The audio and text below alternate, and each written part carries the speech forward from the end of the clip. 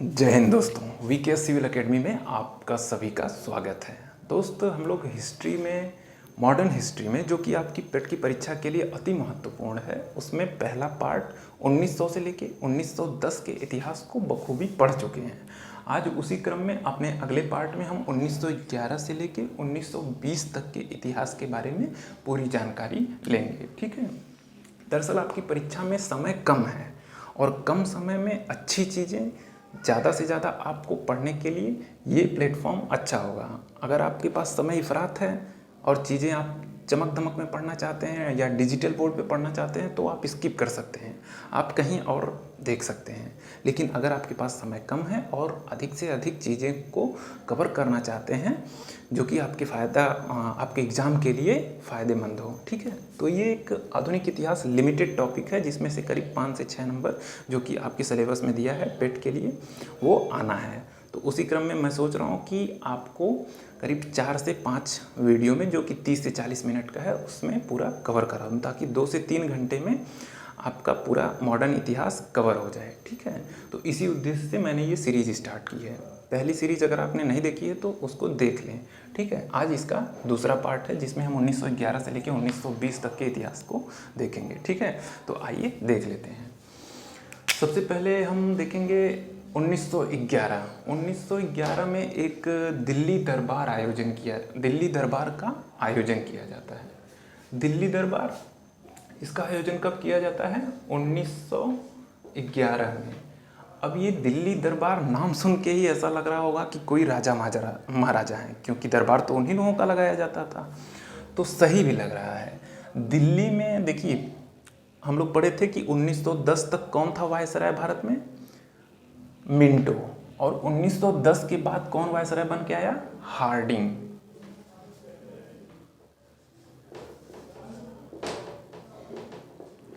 Viceroy, ये Hardinge viceroy बनकर आया था। और जब ये भारत आया तो यहाँ की स्थितियों परिस्थितियों को देखने के बाद ये थोड़ा, मुझको लगता था ये चापलूस टाइप का था। ये इनको बताया होगा, किसको? इंग्लैंड के राजा को, कि हाँ राजा जी आइए यहाँ भारत घूम लीजिए और महारानी को भी साथ में लेते आइए। तो वो भी कहे होंगे कि चलो ठीक है घूम लेते हैं। तो इसी के उपलक्ष्य में हार्डिंग ने दिल्ली में जो है एक दिल्ली दरबार का आयोजन किया और इसमें जो है इंग्लैंड के राजा जो है जॉर्ज पंचम और महारानी मेरी का भव्य स्वागत किया। कौन थे राजा? जॉर्ज फिफ्थ और महारानी मेरी।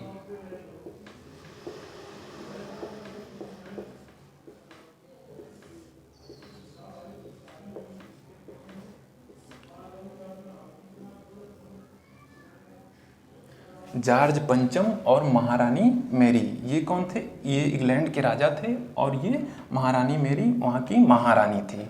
इनका भव्य स्वागत दिल्ली में किया गया, उसी को दिल्ली दरबार कहते हैं। और उस टाइम पे भारत का वायसराय कौन था? लॉर्ड हार्डिंग था। ठीक है। अब नेक्स्ट दूसरी घटना, इसी में महारानी मेरी और जॉर्ज पंचम जब भारत आए थे तो इन्होंने दिल्ली में दरबार आयोजित जो किया था, उसमें लोगों ने बताया, जैसे दरबार जब भी आयोजित किया जाता है तो उसमें आसपास के लोग आते हैं, वो बताते हैं कि क्या हो रहा है क्या नहीं हो रहा है। तो लोग आए, इनको बताए होंगे कि देखिए बंगाल विभाजन कर दिया गया, हमारी एकता को खंडित कर दिया गया। तो जो जॉर्ज पंचम थे वो हार्डिंग को बुलाए, कहे क्यों भाई ऐसा था क्या? तो वो बताया कि अरे ऐसा क्या था, आप ही लोगों का तो करा धरा है। तो हाँ, वो जॉर्ज पंचम कहे चलो ठीक है। तो उन्होंने कहा कि ठीक है, हम बंगाल विभाजन जो आपका 1905 में हुआ था उसको रद्द कर देते हैं। क्या किए? बंगाल विभाजन को इन्होंने रद्द कर दिया था, क्योंकि इनकी तो मंशा थी कि लोगों में फूट डालने की, जो लगभग पूर्ण भी हो चुकी थी। तो इसलिए बाद में जाके इन्होंने बंगाल विभाजन को रद्द कर दिया। ठीक है। तो सबसे महत्वपूर्ण घटना क्या रही? बंगाल विभाजन रद्द। इसको नोट कर लीजिएगा।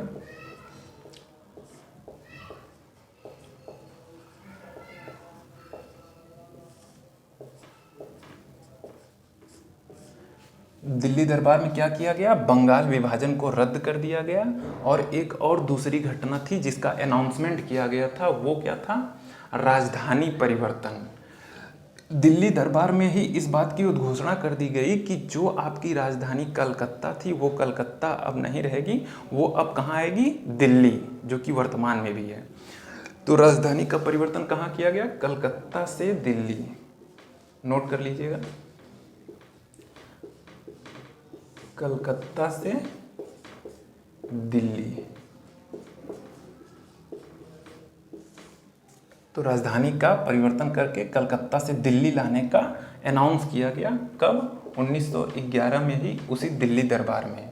लेकिन राजधानी जो है दिल्ली में आई कब, वो 1912 में। अब राजधानी है, कोई घर का आटा गेहूं तो है नहीं कि गए उठा के लेके चले आए, तो समय लगेगा। इसलिए पूर्णतः जो है दिल्ली 1912 में यहाँ राजधानी बनी।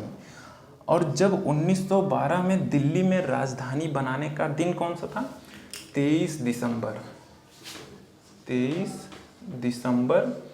1912। 23 दिसंबर 1912 का दिन रखा गया कि इसी दिन जो है दिल्ली में राजधानी बनेगी। ठीक है, तो हार्डिंग, ये जो है हार्डिंग तत्कालीन वायसराय था, ये हार्डिंग अपने पूरे परिवार के साथ दिल्ली में प्रवेश कर रहा था। दिल्ली में एक जगह है चांदनी चौक, वहीं चांदनी चौक में ये हार्डिंग अपने परिवार के साथ प्रवेश कर रहा था। तो इसी के दौरान इस पे बम फेंका गया, क्योंकि ये सब अंग्रेज थे, इन्होंने हमारे क्रांतिकारियों पर बहुत अत्याचार किया था। उसी के प्रतिशोध में क्रांतिकारियों ने इस पर बम फेंका, जिसमें ये घायल हो गया था। तो इस पे बम कब फेंका गया, इसी दिन 23 दिसंबर 1912 को ही इस पे बम फेंका गया। और इस पे बम फेंकने वाले कौन थे, रास बिहारी बोस थे। रास बिहारी बोस, मास्टर अमीचंद,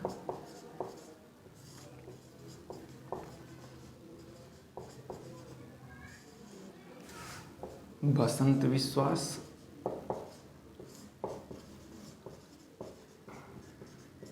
विश्वास और कुछ और लोग थे, जिसमें हार्डिंग पर बम फेंकने के कारण इसने क्या किया, कुछ अज्ञात लोगों पर मुकदमा दर्ज कर दिया, जिससे जो है कि 2-4 लोगों को इसने फांसी पे चढ़ा दिया और बाकी लोगों को उम्र कैद की सज़ा मिल गई। और जो मुख्य इसके किरदार निभाए थे रास बिहारी बोस, ये जापान चले गए। कहाँ चले गए, ये जापान चले गए, इनको पुलिस नहीं पकड़ पाई। ये वही रास बिहारी बोस हैं जिनको अध्यक्ष बनाने के लिए 1907 में तिलक जी ने नाम रखा था और नरम दल और गरम दल के बीच फूट पड़ गई थी। ठीक, तो रास बिहारी बोस कहाँ चले गए, जापान। ये पकड़ में नहीं आते हैं। ठीक है, आइए आगे देखते हैं।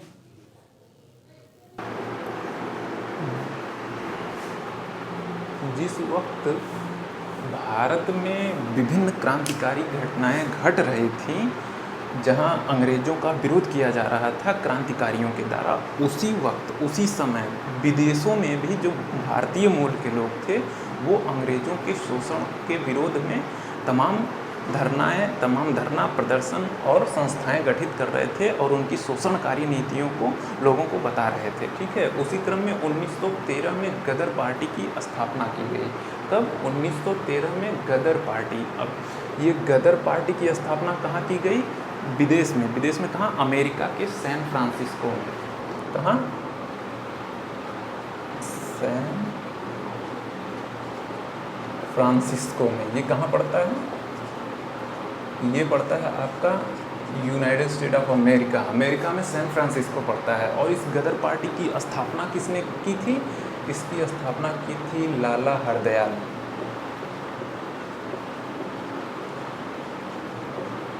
लाला हरदयाल और सोहन सिंह भाखना।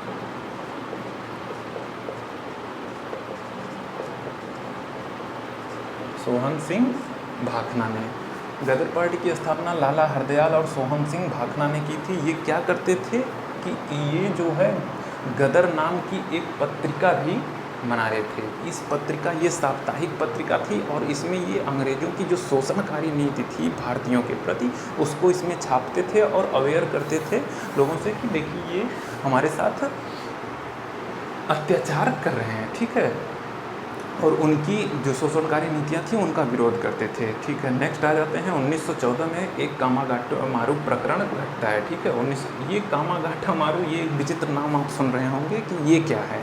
तो कामागाटा मारू एक जहाज़ का नाम है। ये क्या है? ये कामागाटा मारू जो है ये एक जहाज़ है। कहाँ का? जापान का, ठीक है। कामागाटा मारू एक जापानी जहाज़ है जिसको भारतीय मूल के एक व्यक्ति थे गुरुदत्त सिंह। कौन? गुरुदत्त सिंह। इन्होंने जापान गए, जापान की इस जहाज़ को रेंट पे लिया, किराए पे लिया, और अपने कुछ साथियों को, करीब 376 लोगों को, 376 व्यक्ति को, जो कुछ भारतीय थे और कुछ दक्षिणी एशियाई थे, इनको ले करके ये कामागाटा मारू जहाज़ कहाँ पहुँचा? कनाडा के वैंकूवर में। कहाँ? कनाडा के वैंकूवर में। कनाडा की क्यों? क्योंकि भारत में जो अंग्रेज़ थे उनके शोषण बहुत बढ़ गया था, इसलिए ये लोग यहाँ से जाके कनाडा में बस जाना चाहते थे। इसलिए एक व्यक्ति गुरुदत्त सिंह ने करीब 376 अपने व्यक्तियों और साथियों को लेकर के इस कामागाटा मारू जहाज़ के द्वारा कनाडा के वैंकूवर तट पे पहुँचे। ये सोचते थे कि वहीं जाके हम लोग बसेंगे, रहेंगे, ठीक है। परंतु हुआ क्या? उस वक्त इसके बैकग्राउंड में क्या चल रहा था? प्रथम वर्ल्ड वार प्रारंभ हो गया था, ठीक है। प्रथम विश्व युद्ध प्रारंभ हो गया था।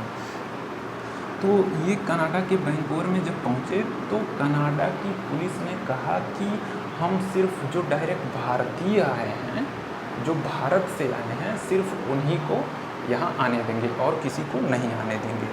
क्योंकि ये जहाज़ कामागाटा मारू जो था वो जापानीज़ जहाज़ था और जापानीज़ और अमेरिका में युद्ध प्रारंभ था, ठीक है। इसलिए जो कनाडा के वैंकूवर तट से इस जहाज़ को वापस भारत भेज दिया गया, जहाज़ को वापस कर दिया गया, वापस कर दिया गया। कहाँ से? कनाडा से। सोचिए, भारत से कनाडा जाने वाले जहाज़ को, जो कनाडा के तट वैंकूवर तट पर पहुंच गया था 376 लोगों को लेकर, उसको वहां की पुलिस ने आने नहीं दिया। और वहां पे जो भारतीय मूल के लोग थे उन्होंने विरोध भी किया कि नहीं आने दीजिए, परंतु कनाडा की पुलिस ने उनको आने नहीं दिया और फिर कहा कि नहीं, आप यहाँ कनाडा नहीं आ सकते। तब अंग्रेज़ों ने आदेश दिया कि आप डायरेक्ट कहाँ आइए? कलकत्ता, वहाँ नहीं रह पाएंगे। तो जब ये कलकत्ता पोर्ट पे पहुँचे तब क्या हुआ? कलकत्ता, जब ये पहले कहाँ था? भारत, ठीक है। भारत से कहाँ पहुँचे? ये कनाडा, ठीक है। कनाडा में जब इन्हें नहीं उतरने दिया गया तो क्या हुआ? पुनः ये भारत आ गए, ठीक है। भारत में जब इसी ये पहुँचते हैं तो इनका जो है ब्रिटिश पुलिस से सामना होता है कलकत्ता पोर्ट पे, और ब्रिटिश पुलिस से और इन यात्रियों में झड़प होती है, झगड़ा होता है और उन पे गोली फायरिंग कर दी जाती है। किसके द्वारा? ब्रिटिश पुलिस के द्वारा, जिसमें करीब 18 लोगों मारे जाते हैं। 18 लोग मारे जाते हैं, बाकी सबको पकड़ के जेल में डाल दिया जाता है, ठीक है। नेक्स्ट आगे बढ़ते हैं, 1915 में देखते हैं। 1915 में महत्वपूर्ण घटना यही थी कि जो हमारे one man army Mahatma Gandhi ji वो अफ्रीका से भारत आ गए थे, ठीक है। अभी इनके और जो सत्याग्रह थे, जो आंदोलन था, इसके बारे में पढ़ेंगे, लेकिन पहले उससे पहले हम लोग क्या देख लेते हैं? Home rule league. अब हम लोग देख लेते हैं होम रूल लीग के बारे में। ये होम रूल लीग क्या है? मतलब भारत में स्वराज की मांग जो थी वो मुखर होकर सामने आने लगी थी। स्वराज मतलब हम अगर भारतीय हैं तो इस पे शासन भी भारतीय का ही होना चाहिए। स्वराज मतलब हम ही भारतीयों पर राज करें। और इसके परिप्रेक्ष्य में एक तिलक जी का कमिटमेंट है, एक स्टेटमेंट है कि तिलक जी कहते हैं कि लाख अच्छा विदेशी राज्य हो लेकिन वो कम अच्छे विदेशी राज्य से बुरा होता है। मतलब अपनी तो अपनी ही चीज़ होती है, ठीक है। आइए देख लेते हैं होम रूल लीग की स्थापना। ये 1916 में होता है और इसकी स्थापना 2 लोग करते हैं। पहले कौन? बाल गंगाधर तिलक महोदय, और दूसरे कौन? Annie Besant. बाल गंगाधर तिलक भी 1916 में करते हैं, लेकिन ये अप्रैल में करते हैं, और इन्हीं के करीब 4-5 महीने बाद सितंबर 1916 में एनी बेसेंट जो है होम रूल लीग की स्थापना करती हैं। और बाल गंगाधर तिलक जी के होम रूल लीग के अध्यक्ष कौन थे?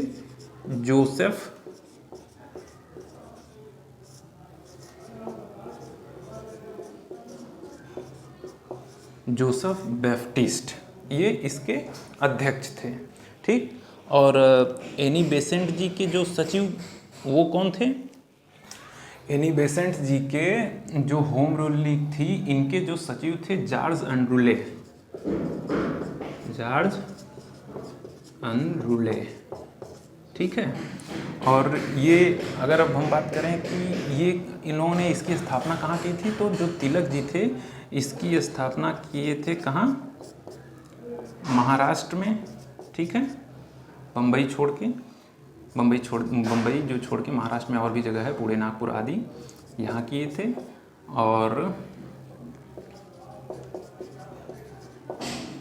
ठीक, और कहाँ किए थे? ये कर्नाटक में किए थे, ठीक। और मध्य प्रांत, ये सब इनका क्षेत्र था। और इन जगहों को छोड़कर संपूर्ण भारत में कौन किया था? एनी बेसेंट ने होम रूल लीग की स्थापना की थी।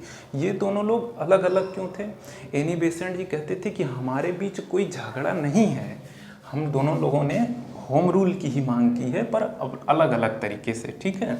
ये कहती थी एनी बेसेंट कि हमारे बीच कोई झगड़ा नहीं है, लेकिन हमारे कुछ समर्थक जो हैं वो इनको नहीं पसंद करते हैं और इनके कुछ समर्थक हमारे लोगों को नहीं पसंद है, इसलिए हम लोग अलग अलग अपनी एक ही होम रूल की मांग को मुखर रूप से सामने ला रहे हैं, ठीक है। आगे अब क्या देखते हैं? अब इसके बाद हम लोग देख लेते हैं जो एक सबसे महत्वपूर्ण घटना थी लखनऊ समझौते की। जैसे आपने पिछले क्लास में पढ़ा होगा कि 1907 में नरम दल और गरम दल के बीच विभाजन हो गया था, उसी का यहाँ समझौता होता है। कब?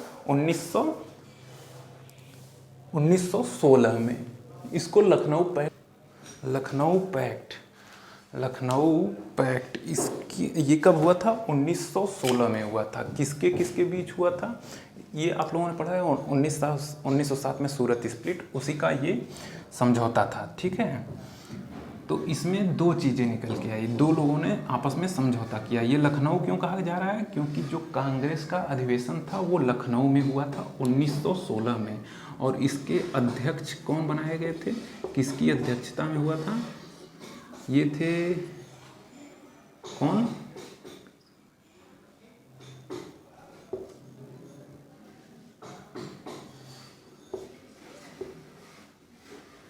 अध्यक्ष इसके थे अंबिका चरण मजूमदार, मतलब AC मजूमदार। AC मजूमदार जो है लखनऊ अधिवेशन की अध्यक्षता कर रहे थे, और इस लखनऊ अधिवेशन में ही जो कांग्रेस में जो नरम दल और गरम दल में फूट पड़ी थी 1907 में, जो इन लोगों के बीच झगड़ा हो गया था, जिसमें कुर्सियां भाजी गई थी, जिसमें चप्पलें मारी गई थी, वो सारी चीज़ें ख़त्म करके, भुला करके, ये लखनऊ में समझौता करके ये दोनों लोग आपस में मिल जाते हैं। कौन? नरम दल,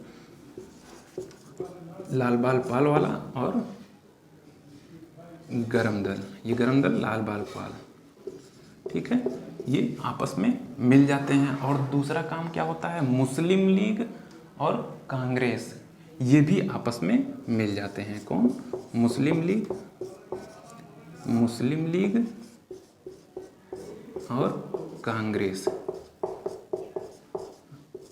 शायद पिछले क्लास में ये मुस्लिम लीग छूट गया था, तो ये बता दें आपको 1906 में इसकी स्थापना की गई थी, ठीक है। कौन किया था? सलीमुल्लाह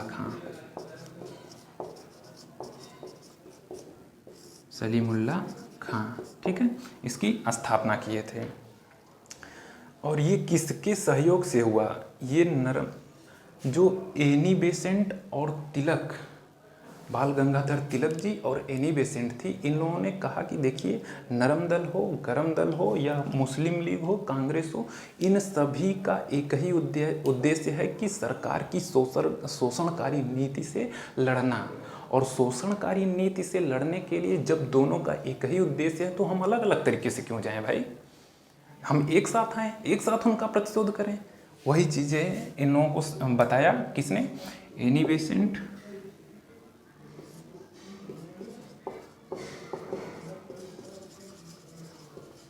बेसेंट और तिलक जी ने। एनी बेसेंट और तिलक जी ने इन दोनों लोगों को आपस में मिलाया। इसी को लखनऊ पैक्ट कहते हैं। ये 1916 में हुआ था, ठीक है। और एक चीज़ और बता दूं कि तिलक और बेसेंट, इन दोनों लोगों ने पत्रिकाएं निकाली थी जिसमें ये अपने विचार छापते थे। तो तिलक की पत्रिका कौन सी थी? केसरी और मराठा, ये मोस्ट इम्पॉर्टेंट है। और ये जो चीज़ें मैं इस पे लिख रहा हूँ और जो बोल रहा हूँ उसको लिख करके याद कर लीजिएगा, नहीं तो यकीन मानिए परीक्षा में रोना आएगा, क्योंकि प्रश्न यहीं से हूबहू आता है, ठीक है। और बेसेंट क्या क्या था? न्यू इंडिया और कॉमनवेल्थ, ठीक है, नोट कर लीजिएगा इसको। अब ये देख लेते हैं गांधी जी से संबंधित कुछ महत्वपूर्ण जो है सत्याग्रह आंदोलन थे, ठीक है। ये चंपारण सत्याग्रह ये कब हुआ था? 1917 में। इसकी थोड़ी सी स्टोरी मैं आप लोगों को बता देता हूँ। ये चंपारण जो स्थान है, ये चंपारण जो है ये आपका बिहार में पड़ता है। और यहाँ हुआ क्या था कि जो यहाँ के गरीब किसान थे, उन किसानों पर अंग्रेज़ों द्वारा ज़बरदस्ती नील की खेती कराई जाती थी। नील की खेती क्या कराई जाती थी? अगर मान लीजिए कोई किसान है वहाँ और उसके पास 20 बिस्सा ज़मीन है, तो उस 20 बिस्से में से, मतलब 20 बिस्सा का 1 बीघा होता है, उस 1 बीघे में से 3 भाग जो है नील की खेती करनी पड़ती थी। और सोचिए वो नील की खेती वहाँ की ज़मीन को ख़राब करती थी, मतलब बंजर करती थी। और उस नील का दाम भी वो अंग्रेज़ उनको मनमाफ़िक नहीं देते थे। मनमाफ़िक तो छोड़िए, बिल्कुल कम दाम देते थे।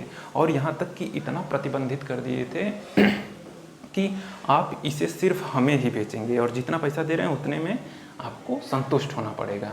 तो वहाँ की स्थिति किसानों की दिन प्रतिदिन गिरती गई और उन पे अलग अलग प्रकार के कर भी लगाए गए।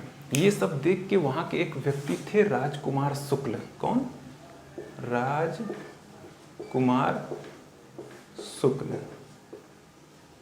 शुक्ल। तो राजकुमार शुक्ल ने गांधी जी के बारे में सुन रखा था कि ये बड़े तगड़े आदमी हैं, इनके पास जाना चाहिए, यही कुछ सुझाव करेंगे, ठीक है। तो ये जाते हैं राजकुमार शुक्ल किससे? गांधी जी को बुलाने। राजकुमार शुक्ल ने गांधी जी को बुलाया, ठीक है। तो जब गांधी जी को पता चला कि इतना शोषण हो रहा है वहाँ के किसानों को चंपारण के, तो वो 1917 में चंपारण के लिए निकल पड़े। और इनके गांधी जी ये 1917 में चंपारण के लिए ये निकल पड़े, ठीक है। तो ये यहाँ आते हैं, यहाँ की परिस्थितियों के बारे में जानते हैं। तो यहाँ की जो सत्ता, सरकार, शासन होता है, पुलिस व्यवस्था, वो पुलिस व्यवस्था आती है और कहती है कि देखिए भाई आप चले जाइए, नहीं तो आपको उठा के जेल में बंद कर देंगे। तो कहते हैं कि सुनो, मैं नहीं जाने वाला, ठीक है, जब तक मैं यहाँ के नीलहों, मतलब यहाँ के किसानों की समस्या को सुलझा नहीं लेता तब तक नहीं जाने वाला। तो अब क्या था, भगदड़ मच गई। पुलिस वाले ने कहा, पुलिस वालों ने जाकर के ये बात ब्रिटिश अधिकारियों को बताई। तो ब्रिटिश अधिकारी भी सदमे में आ गए।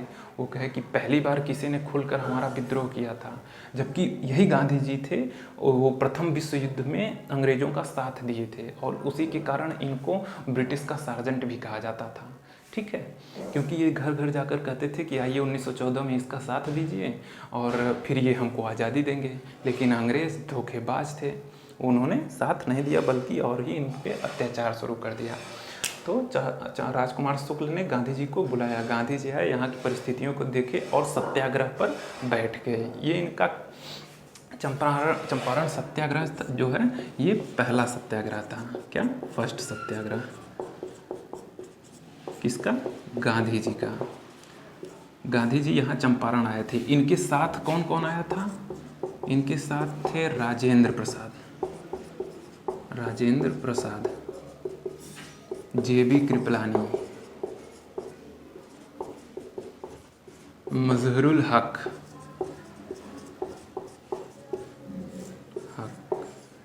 और इनका विरोध किसने किया था? एनजी रंगा जो वहाँ के लोकल नेता थे, इनका विरोध किए थे। ठीक है,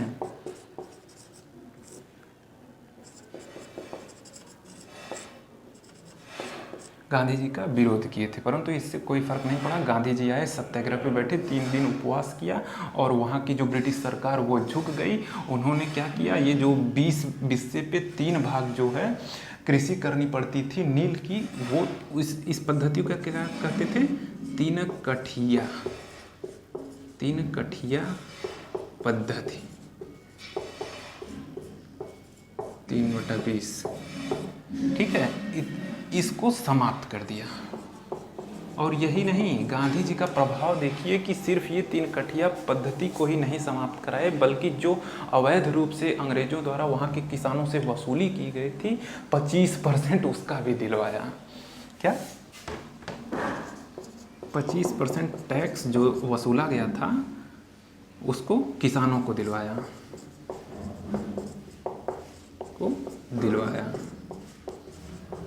ठीक है, इस प्रकार हम देखते हैं कि गांधी जी का जो पहला ही सत्याग्रह था वो जबरदस्त रूप से सफल रहा। ठीक है, और आगे इसके बाद एक दूसरा उनका सत्याग्रह था, दूसरा उनका आंदोलन था, वो क्या था, वो आइए उसके बारे में भी देख लेते हैं। जैसे ही चंपारण सत्याग्रह में गांधी जी को सफलता मिलती है, ठीक उसी क्रम में और भी जगह जितने शोषणकारी नीतियां चल रही थी, लोगों ने इनका आह्वान किया। उसी क्रम में अहमदाबाद मिल मजदूर एक आंदोलन होता है, जिसमें अहमदाबाद मिल के जो मजदूर हैं वो प्लेग बोनस को लेकर हड़ताल पर चले जाते हैं। किसको? Plague bonus. ये प्लेग बोनस क्या था? प्लेग महामारी जो कि 1917 से पहले जो फैली हुई थी, इनको प्लेग में बोनस दिया जाता था। ठीक है,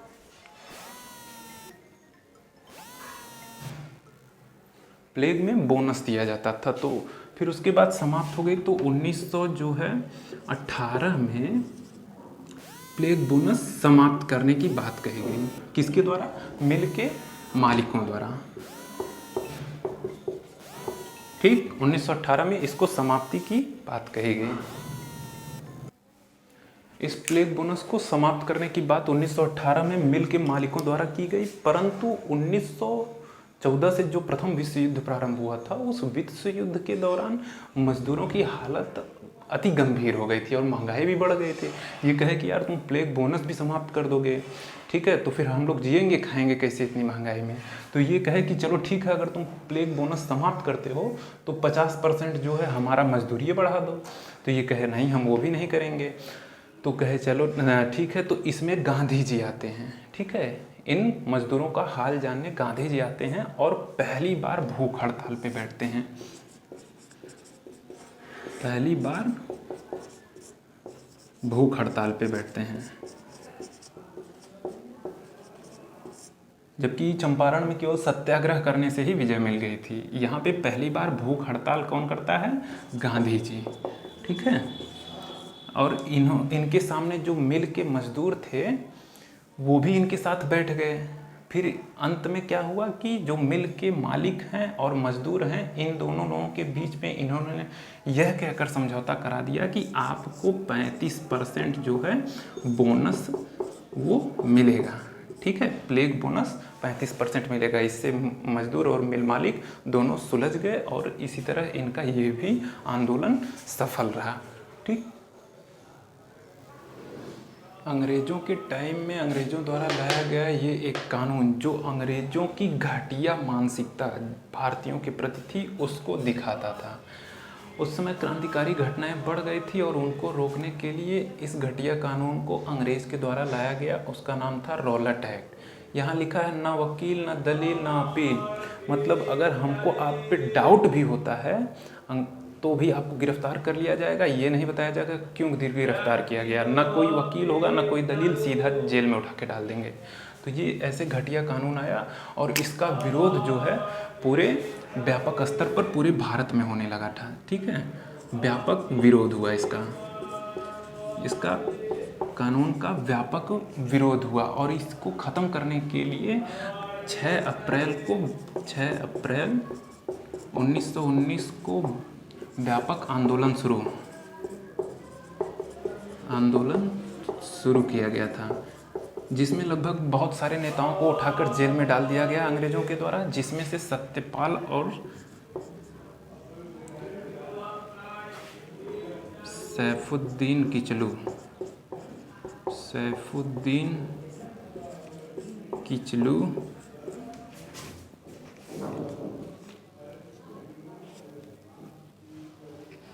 और सत्यपाल, जो कि पंजाब के लीडर थे, इनको गिरफ्तार किया गया और इनकी गिरफ्तारी के विरोध में ही 13 अप्रैल को अमृतसर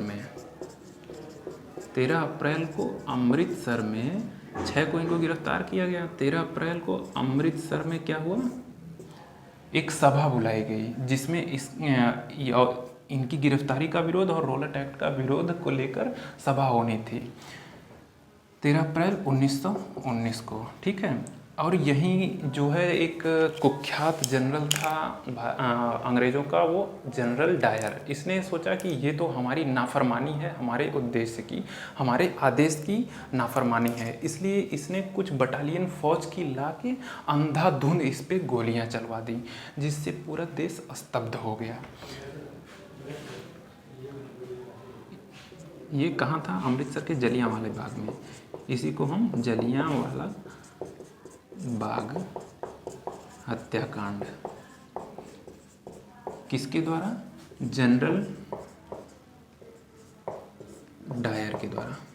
जनरल डायर के द्वारा लोगों के ऊपर अंधाधुंध गोलियां चला दी गई थी, जिसमें बहुत सारे लोग मारे गए थे। ठीक है, और बहुत सारे लोग घायल भी हो गए थे। तो ये जलियांवाला बाग हत्याकांड से अब प्रश्न ऐसे नहीं आता है कि कब हुआ, कहाँ हुआ। अब ये प्रश्न यहाँ से थोड़ा सा जटिल बनता है। वो कौन से प्रश्न बनने के आसार हैं, उनके बारे में हम देख लेते हैं। इस जलियांवाला बाग हत्याकांड होने के बाद जो है, इसकी जांच के लिए जो है कुछ कमेटी गठित की गई। जांच कमेटी, ये पूछ सकता है आपसे, जांच कमेटी जो अंग्रेज के द्वारा की गई थी उसका नाम था हंटर कमीशन। क्या, हंटर कमीशन। और एक कांग्रेस ने भी इसकी जांच के लिए समिति बनाई थी। वो कौन सी समिति थी, कांग्रेस ने जलियांवाला बाग हत्याकांड की जांच के लिए एक समिति बनाई। उस समिति के अध्यक्ष पूछता है कौन थे, तो कौन, मदन मोहन मालवीय जी इसकी जांच करते हैं। और देखिए कुछ होता नहीं है, बाद में क्या है, इसको ये जो हंटर कमीशन की रिपोर्ट आती है और इसको लोग कहते हैं कि हाँ ये गलत हुआ। फिर बाद में यही जनरल डायर जब इंग्लैंड में जाता है तो इसको स्वॉर्ड ऑफ ऑनर दे करके इसका सम्मान किया जाता है और इसको ब्रिटानी साम्राज्य का रक्षक कहते हैं। सोचिए कितना घटिया लोग थे ये। ठीक है, यही चीज़ कहते हैं। और इस जलियांवाले बाग हत्याकांड के बाद जो है व्यापक स्तर पर विरोध प्रारंभ हो गया था। लोगों ने क्या किया, जो अपनी उपाधियाँ थी जो अंग्रेज़ों के द्वारा मिली थी उनको छोड़ना प्रारंभ कर दिया। इसमें सबसे महत्वपूर्ण क्या था, कौन था, शंकर नायर। ये नाम महत्वपूर्ण है, शंकर नायर। इन्होंने क्या किया, शंकर नायर ये वायसराय की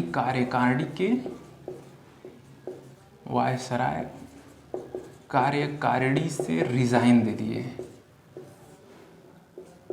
त्यागपत्र दे देते हैं। और गांधी जी ने कैसरे हिंद की उपाधि त्याग दी।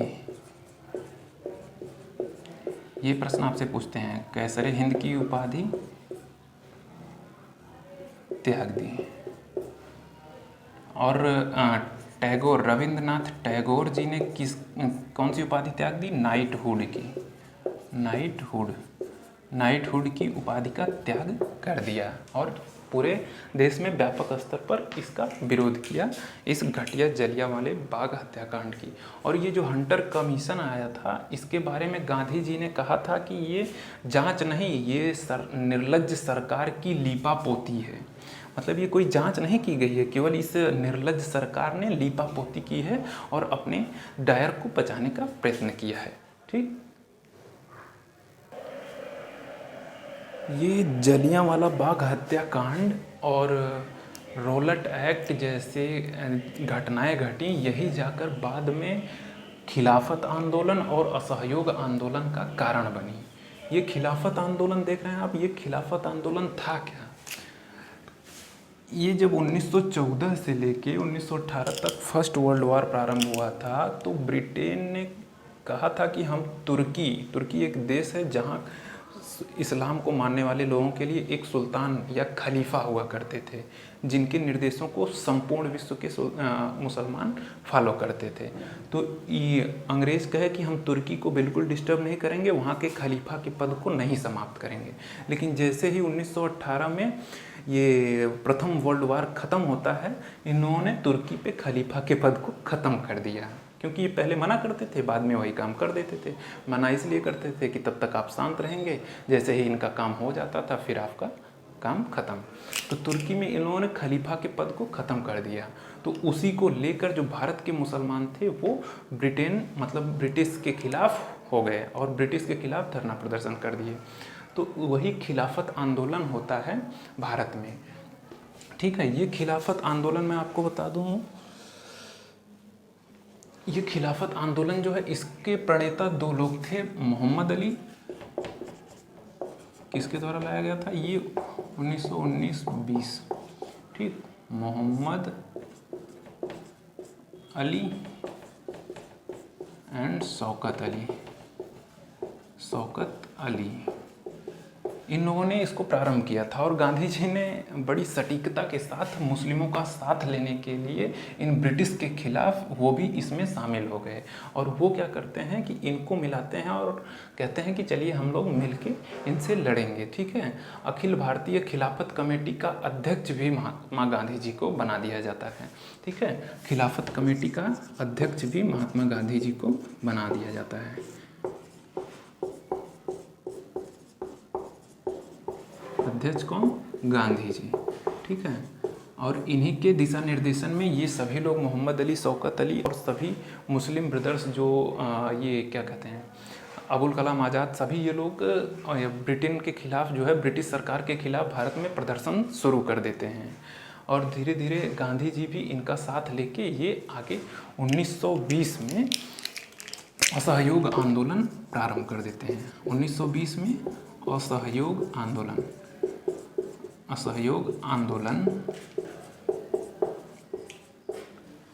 1920 में असहयोग आंदोलन प्रारंभ कर देते हैं और इसको और खिलाफत आंदोलन दोनों को मर्ज कर दिया जाता है। इसी पे जो जिन्ना जी थे, जिन्ना, उन्होंने कहा कि आप धर्म को और आंदोलन, राजनीति को एक दूसरे में मिलाइए मत, नहीं तो ये परिणाम बुरा होगा। लेकिन गांधी जी इनको हिंदू असहयोग आंदोलन और खिलाफत आंदोलन दोनों को आपस में मर्ज करते हैं और तेज़ी से ब्रिटिश सरकार का विरोध प्रारंभ कर देते हैं। असहयोग आंदोलन क्या था? असहयोग आंदोलन में ये कहा गया था कि हम सारी चीज़ों में असहयोग कर देते हैं, ब्रिटिश सरकार की सारी चीज़ों में हम असहयोग कर देते हैं, सारी चीज़ें हमारी अपनी होगी, कोई भी चीज़ रहे, जैसे कि असहयोग आंदोलन ये है तो इसमें असहयोग की भावना सबके अंदर पूरी तरह से व्याप्त कर दें, हम ब्रिटिश के कोई भी कार्य हो उसको छोड़ दें। ठीक है, असहयोग आंदोलन 1920 में ये प्रारंभ हो जाता है, किसके द्वारा? भाई गांधी जी। ठीक है, अब इसके बाद असहयोग आंदोलन कितना सफल रहता है, कितना असफल रहता है, ये इसके हम अगले क्रम में पढ़ेंगे।